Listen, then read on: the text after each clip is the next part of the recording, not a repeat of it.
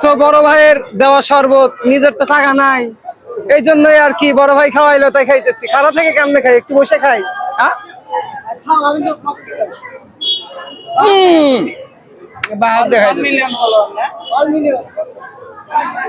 না ধরা লাগবে না, না না, যার কেউ নাই তার সব আছে।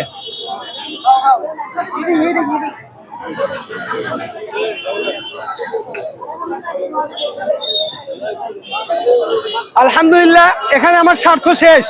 এক গ্লাস শরবত খাওয়া পর্যন্ত স্বার্থ ছিল। স্বার্থ ফুরিয়ে গেলে মানুষ 1 সেকেন্ড দেরি করে না।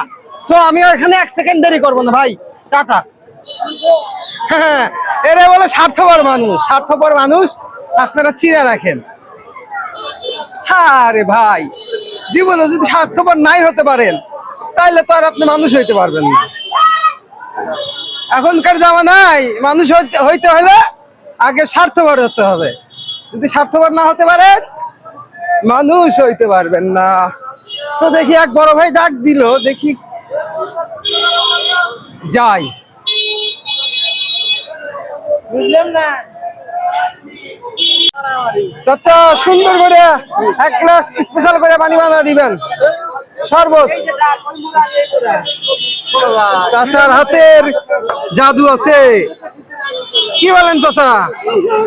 চাচার হাতে জাদু আছে, জাদু জাদু। ঠিক আছে না ছোট ভাই? বিচ্ছি